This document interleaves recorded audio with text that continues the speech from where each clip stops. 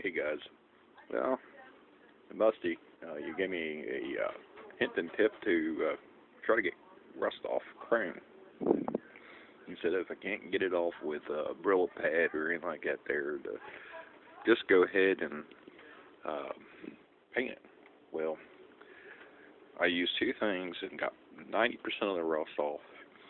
One was this stuff right here, some steel wool.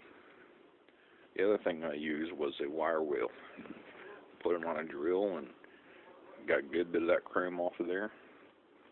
That was the worst place, right in there in those forks on both sides. And they got two forks coming down like this, and in between those two forks was really caked up on both sides of that. The bad thing about it is,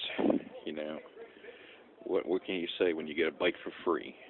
I earned this bike for doing some work for a neighbor on a truck that he has, and it was in really, really bad shape. And I got it and cleaned it as much as I can.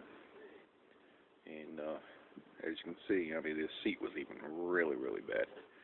It was pretty tore up. You couldn't really call it a seating, when it was done that way. But I went and bought some new vinyl, some very expensive black. Black was $24.99, I think it was, and they had it on special, so I was able to get it for $4.63 for half a yard. So I was able to get it done, put it all set up. And the back one here wasn't too bad, but it was starting to really get bad. Up here in the top corner here, had a rip on it. And I re-put this new button back inside here. I got to get four more. It goes two up here in the front, and then there's two back here in the back that kind of help hold the fabric down. But I got it pretty good. Once I get those two other buttons, it'll bring the characteristics out with this little guy here. And it's a little 49cc motor, and this actually is hooked up to the motor. That's part of this. What this thing was. It's not the original style motor. It's a new motor. The original one here, the pull string on it was pretty screwed up. The starter that was built into it is like an electronic magnet with coils that whenever you turn the key on and hit this button, it would fire it up. And it was so bad that it couldn't even turn it. So the transmission was in pretty good shape. I should cut the transmission because it was in pretty good shape. The clutch, the centrifugal clutch, and all this stuff was really good. This exhaust here, though, is only a single exhaust. It comes with dual. The other one's a fake one. It just bolts onto the frame on the opposite side, going up this way, in the same parallel as this one is. But actually, here it is, right here.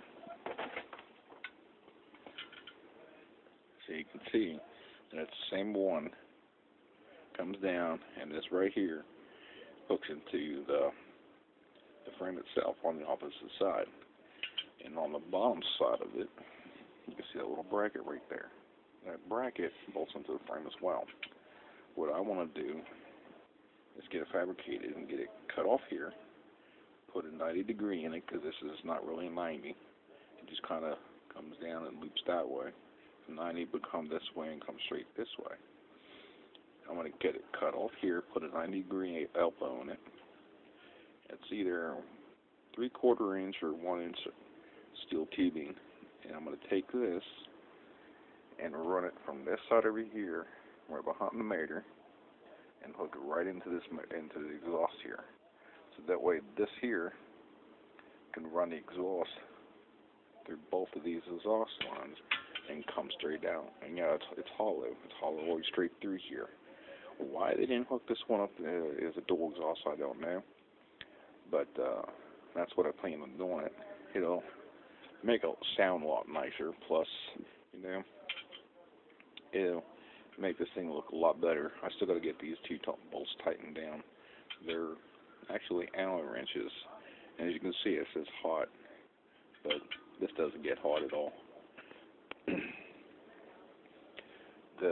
this actually got the fake motor in it. It's actually right there. It comes back here and it kind of gives it like a little Harley motor. This here was actually really, really chrome at one time, and it being out in the weather for I don't know how long, it was, you can actually grab that aluminum coating and peel it right off of there. I mean, it was just so bad, it was rust behind it. So I sanded it down, put 3 coats of primer, 3 coats of paint. There's actually 2 of these, one on each side. So I went ahead and did that. This here, this whole bike was banana yellow. The seat was, was the black it is now, but it was really, really bad black. I can't talk today for some reason.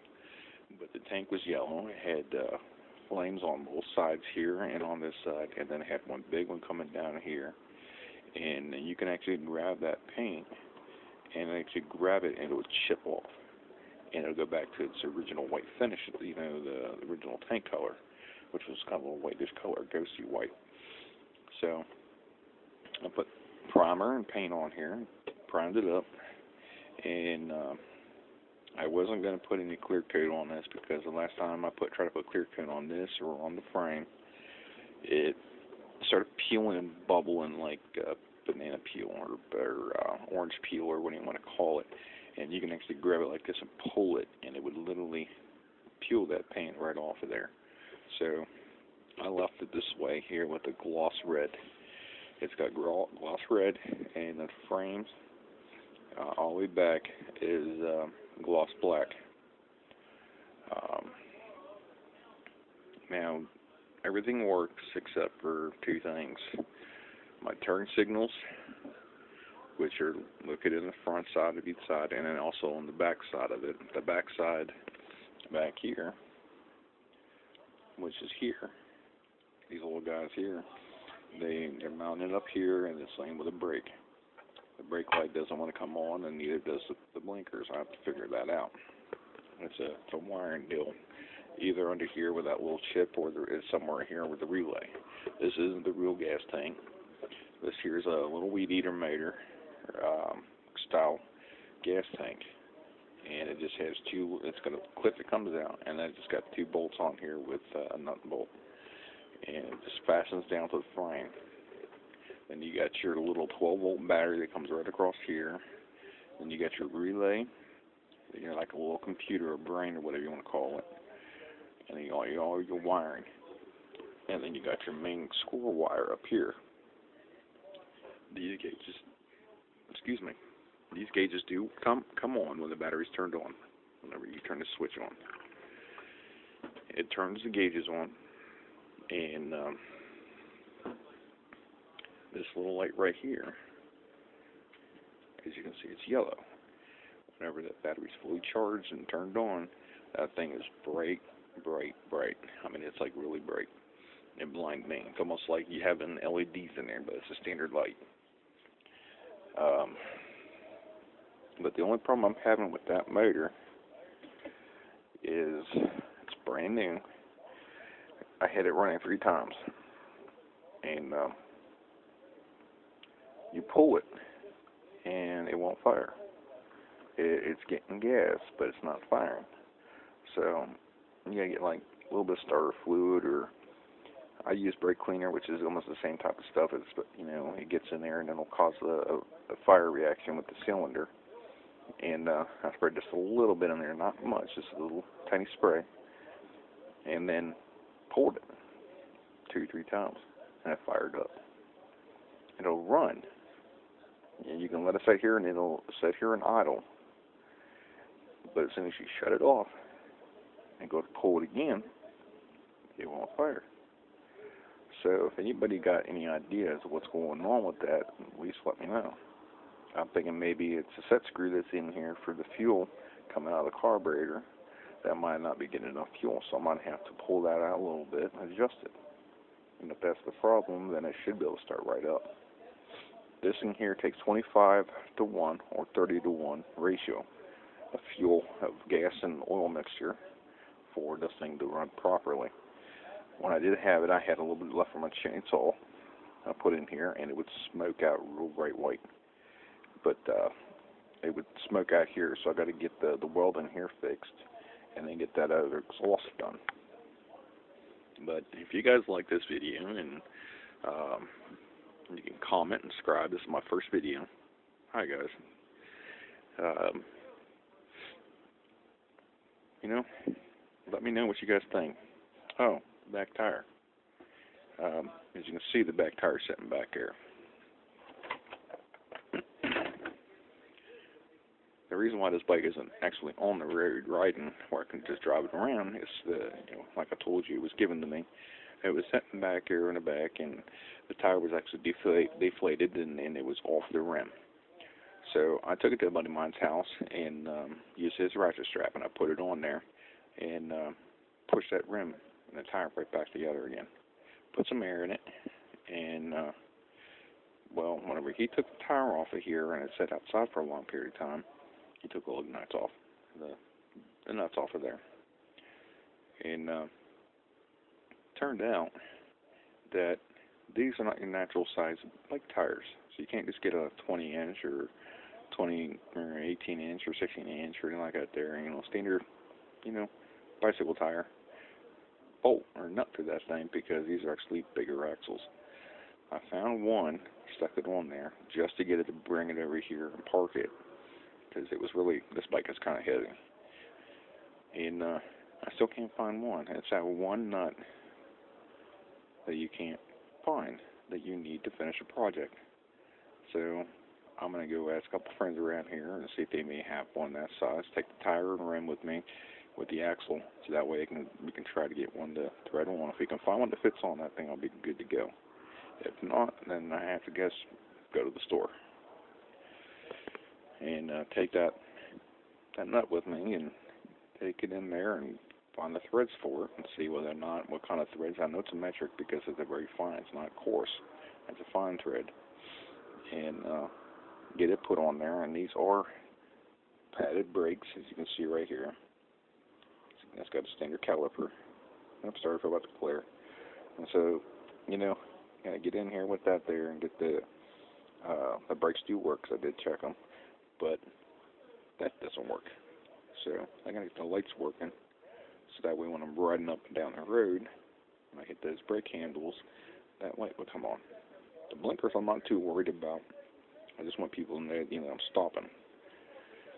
And once I get that nut for that thing, then maybe I can take this thing out for a drive. I never got to ride it yet.